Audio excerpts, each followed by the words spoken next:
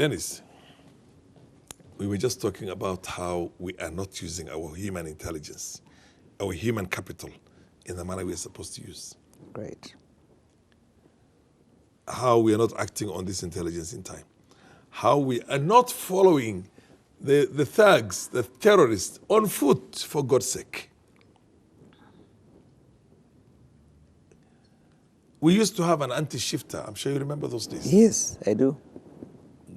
At one time, the head of anti-shifter, it was a multi-sectoral, multi-security sectoral force. It had men from the military, from the administration police, from the GSU, and from the police, ordinary police. Yes. And at one time headed by the former member of parliament and former assistant minister, Adam Sugo, Major retired Adam Sugo. Yes. And he cleaned them out with just 30, 40, 50 officers. And he would drop them with the helicopter somewhere. If they're told they made an attack here or they were sighted here, he drops there, and they basically ambush them. And they wipe them out. Right. Before that, there was the anti-shifter and anti-stock theft team put together, headed by also a former assistant minister, Ogle, Nur Ogle. Yes. Basically, the whole place became clean. We need minimum resources for that. Just a couple of Land Rovers. 1 or 2 helicopters whenever the need arises for the rapid deployment of officers to put them there. And officers who can work within that kind of an environment. Yeah. We are not using that. Why are we not using that? Well, the basics actually are these. First of all, in order to approach that problem properly, we need to carry out a risk assessment, which I'm sure has been done, because when you do a security risk assessment in a situation like what we have in northeastern Kenya, then you come up with a matrix. And the matrix will tell you which areas are fairly well protected and which ones are not, are at the highest risk. And therefore, when you begin to deploy your resources, whether it's going to be officers or equipment or stuff like that, you then deploy it in those areas in terms of numbers, in terms of sophistication and all that kind of stuff. And I'm sure probably that has been done. And I'll be surprised if it has not been done. Then from the security risk assessment, from the matrix, then you begin to collect intelligence that fits into that matrix. What else, apart from the known, because we always begin from the known to the unknown, apart from what is known, what else is new? And that comes from, like you say, engaging the community, having people contacts in what we call covering the ground, to give you feedback on the developments and conditions on the ground.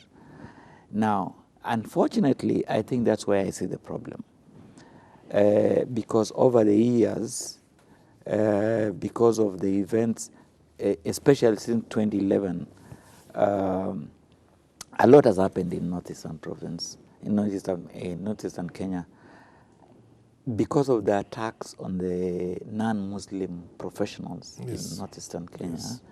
There's been a withdrawal of a lot of professionals, including teachers, nurses, construction workers, and that kind of stuff. Yes. Now, the effect of that is that we then now have a lot of schools closed in northeastern Kenya. Basic services not being offered. Yes, and because a lot of those students, a lot of those schools have been closed. Some of them have been reopened. I think after 2014, about 250 schools were closed. Later they were reopened, but some of those schools, up to probably 100, are being run by a headmaster and a non-teaching staff. Yes. So the effect of it is that we do not have kids going to school.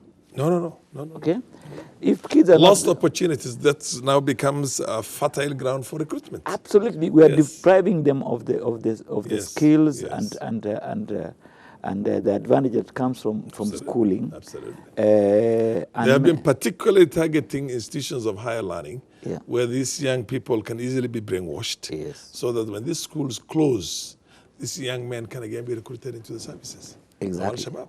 Yes. I mean, this is a simple logic that the government is supposed to understand in a big way. Give sufficient security to the schools, for God's sake. Yeah. Allow the KPR, Kenya Police Reserve, the host community itself, the locals, to also help the government in this protection. No, the government doesn't do that. So you wonder whether this is the commission and the mission itself is not by design. So it's created a lot of a very fertile ground in terms of recruitment. Yes. Because a lot of those kids, if a kid is not going to school and is losing out on political and economic They have advantage, lost out fully. They have lost out. So many secondary schools have been closed right now in Garissa County. Yeah. And primary schools. Yes. As a result of this, one attack. Right. 2 attacks, one in Saredo and the other one in Kamude. Yes. And so what's going to happen to those young people? So You see what I mean? And right now, what Al-Shabab is extending its tentacles to the province.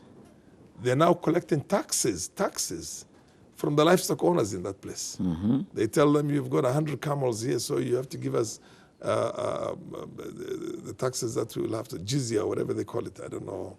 It's not called jizya, it's called the taxes, basically.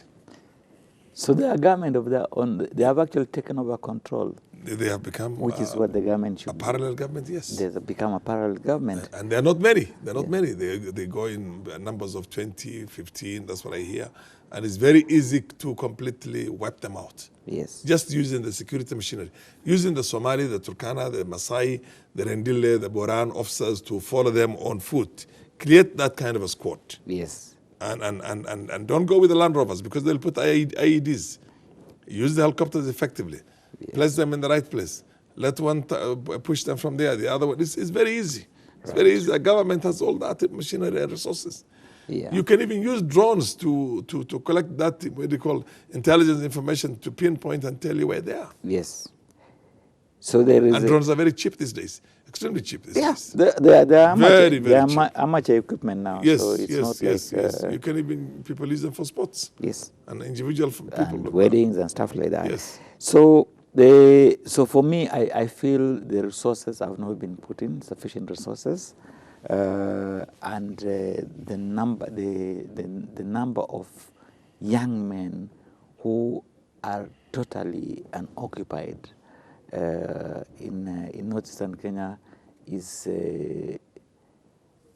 makes one uncomfortable when we think about it. And the government doesn't help. Every time there's an attack, it's like you look for every Somali. Yes. You see, look at the social media right now. The policemen rounding up Somalis, making them lie on their stomachs, beating them up. Yes. And asking them for information. How do you go around in town here picking up people and then beating them up to ask for information?